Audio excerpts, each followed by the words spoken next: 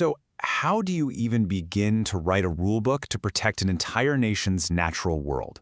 We're not just talking about one park or one river. We're talking about everything: the air, the water, the wildlife, the whole shebang. Today, we're diving into one of the most ambitious attempts ever made: Cambodia's brand new Code on Environment and Natural Resources. All right, so here's how we're going to break this down. First, we'll look at the very foundation of this enormous 865-article code. Then we'll see how it protects parks and wildlife, how it deals with pollution, and how it plans for a sustainable future. And we'll wrap up with the really crucial part: how do you actually make all these rules stick? Okay, let's jump right in. Section 1, the Green Rule Book itself. What's the big idea behind it all? What's its fundamental mission? So right out of the gate, in Article 1, they lay it all out. And you can see this isn't just about, saving the trees for the sake of it. The whole point is to build a modern system that manages the environment in a way that supports people's lives and the country's growth for the long haul. It's all about that connection between a healthy planet and healthy, thriving communities. Now, this is where it gets really interesting. The entire code is built on these 4 big ideas. You could think of them as the 4 legs of the table. You've got polluter pays. Pretty simple, right? You make a mess, you clean it up. Then the precautionary principle, which basically says, hey, let's not wait for a full-blown disaster before we act. Next, public participation, which is all about giving local people a real say in what happens. And finally, sustainable development, tying it all together. These aren't just suggestions, they're the code's DNA. So that's the why. Now let's get into the what. Our first major pillar of action is all about protecting Cambodia's absolutely incredible natural treasures, its parks and its wildlife. This is so clever. Instead of just drawing one big circle around a park and calling it a day, the code creates 4 different zones. Think of it like a series of rings. Right in the center is the core zone. That's the vault, basically. Strictly off-limits to protect the most fragile ecosystems. As you move outward, you get the conservation, sustainable use, and community zones. And each has its own set of rules designed to perfectly balance conservation with the reality that people live and work there. So who's actually running the show here? Well, it's a team effort. At the top, you have the National Ministry of Environment. They're setting the big picture strategy, managing the super-sensitive zones. But, and this is key, they empower the local administrations to manage their own backyards, create their own action plans, and even crack down on environmental crimes. It's a great combination of top-down vision and bottom-up action. All right, let's move on to our second pillar. You just can't talk about development without talking about what it leaves behind: pollution and waste.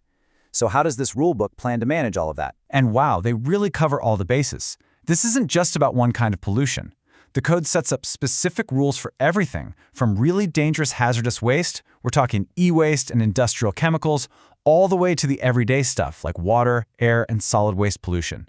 It's a comprehensive defense system. If you look at how they handle hazardous waste, you can see just how serious this is. It's not one simple hoop to jump through. It's a whole chain of command. The company that creates the waste needs a permit. The company that moves it needs a permit.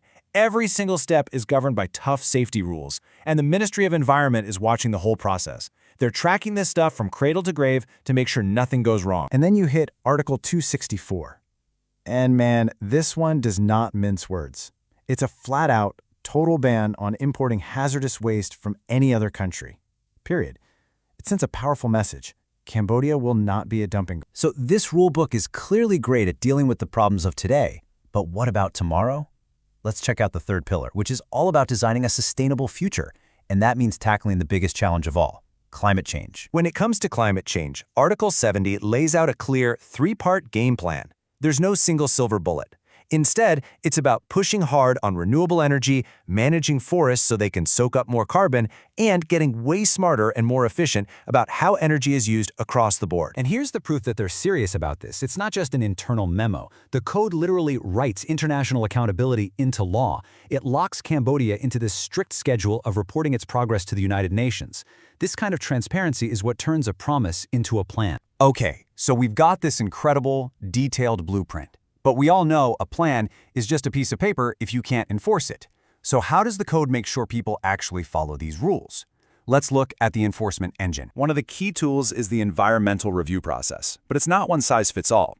If you want to build something massive, like a new dam or a huge factory that could have a severe impact, you've got to do a full environmental impact assessment, or EIA. For smaller projects with more moderate risks, an initial EIA is enough. It just makes sense to match the level of scrutiny to the level of risk. And this is absolutely crucial. because it brings us right back to that core principle of public participation. Article 687 makes it clear that these assessments aren't just for experts in a closed room. A primary purpose is to get input from the public, the people who will actually be affected by these projects. It enshrines their right to have a voice. So when you step back and look at the whole thing, the guiding principles, the detailed actions, the enforcement, you see one of the most comprehensive environmental plans ever put together. It's a complete architecture for sustainability. And it leaves us with one big final question. If Cambodia can make this work, if they can really bring this rulebook to life, could this become the new blueprint for sustainable development that other nations can follow?